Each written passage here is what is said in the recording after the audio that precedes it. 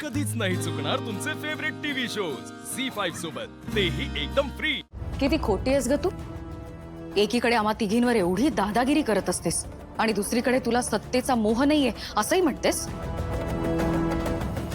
तुझ्या वागण्या बोलण्यात काही ताळमेळ नाहीये बरं का। खरं सांग की तू घाबरलीस।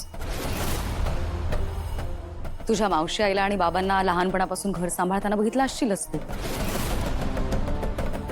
खूप अवघड असतं एक घर सांभाळणं, खूप कष्ट लागतात एक घर सांभाळायला। आणि हा तर जहागीरदारांचा डोलारा आहे। हा डोलारा सांभाळणं खायचं काम नाहीये, एव्हाना कळलं आहे तुला। म्हणूनच साळसूतपणाचा हा असा मोठेपणाचा आवणत घाबरलीस, हे लपवतीयस। नाही दुर्गा,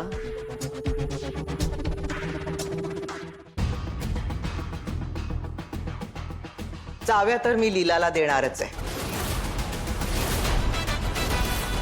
तुम्हा तिघींचाही लीलावर विश्वास नसला तरी माझा तिच्यावर पूर्ण विश्वास।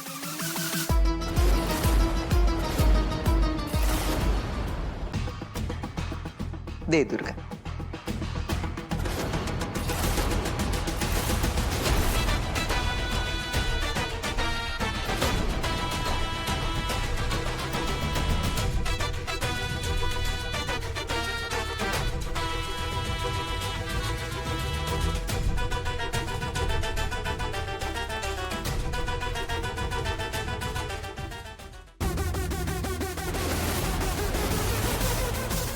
चुकतं है आजी।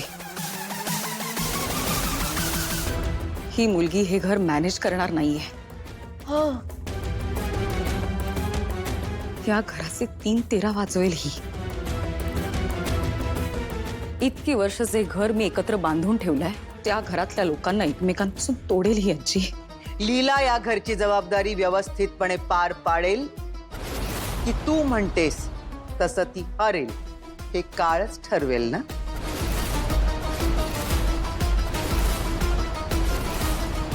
पण त्यासाठी तिला एक संधी तर द्यायला हवी। दुर्गा,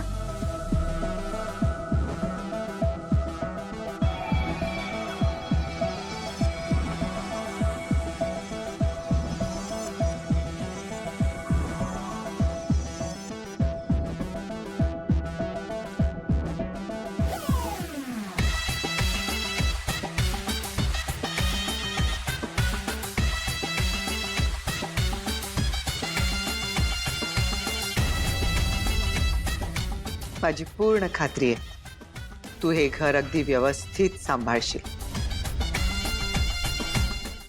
आणि तसं नाही झालं तर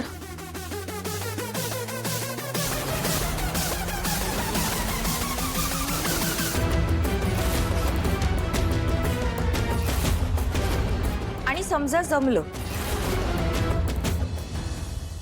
तर ह्या चाव्या तू पुन्हा एकदा स्वतः माझ्या हातात ठेवायच्यास।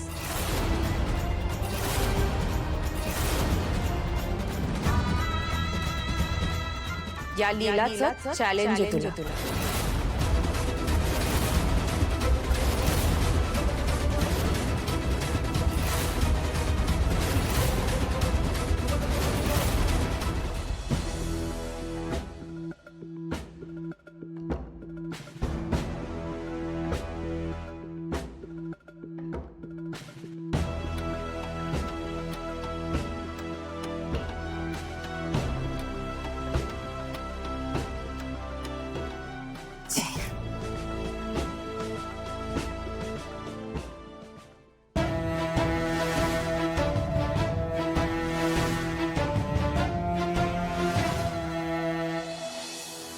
वहिनी, आता काय करायचं आपण?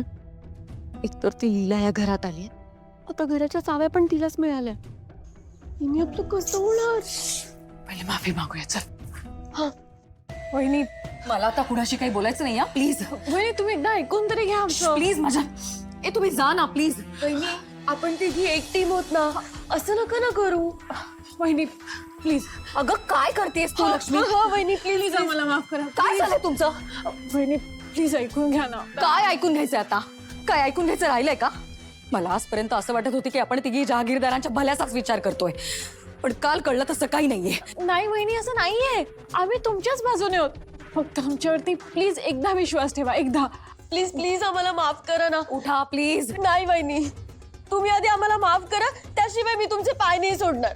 पहिले तुम्ही म्हणा की तुम्ही आम्हाला माफ केलं. काय मूर्खपणा आहे हा. पहिले प्लीज माफ करा ना. ठीक आहे, केलं माफ. उठा आता. थँक्यू वहिनी. तुम्ही माझ्या पायात पडावं अशी माझी कधीच इच्छा नव्हती. तुम्ही माझ्याशी कशाही वागला असलात तरीही. पण मी काय झालं ते विसरणार नाहीये, कधीच विसरणार नाहीये. काल मला कळलं या घरात नक्की माझ्या बाजूने कोण आहे आणि कोण नाही येते. जाऊ दे. वहिनी,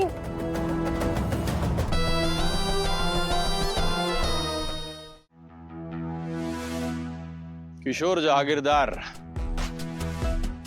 बरोबर प्लॅनिंग केली होती ना मला आयुष्यभर जेलमध्ये सडवट ठेवायची.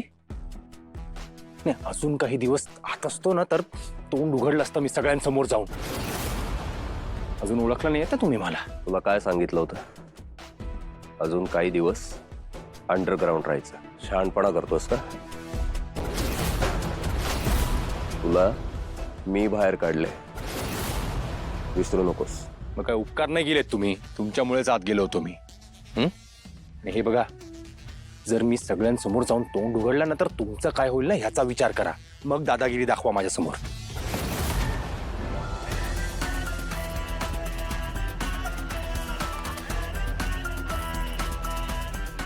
तुला तोंड उघडायचंय ना, जा उघड. सगळ्यांना सगळं जाऊन सांग. पण त्यानंतर तुझी काय अवस्था होईल याचा नीट विचार कर. नाही, बरोबर आहे. आपलं काम असेल तेव्हा माणसांना जवळ ठेवायचं, नंतर त्यांना काम झालं की अलगद बाजूला करून टाकायचं. डिट्टो एजे आहात तुम्ही, एजे. सोडा सोडा. एजे, मी एजे सर. काय बोललास? मी एजे सर काय? मी? अरे असूच शकत नाही. त्या एजेनी माझ्या आई बाबांचा जीव घेऊन आमचा बिझनेस हडप केलाय. मी एजे सर काय?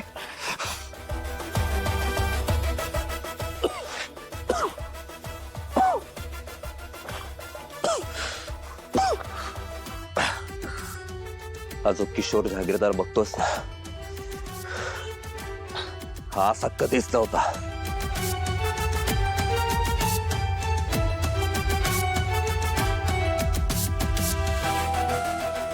ही अवस्था ते एजेने केली आहे माझी. आणि तू म्हणतोस ना मी उलट्या काळजाचा आहे. हो, मी आहे उलट्या काळजाचा. हे सगळं मी ते एजेला संपवायला करतोय.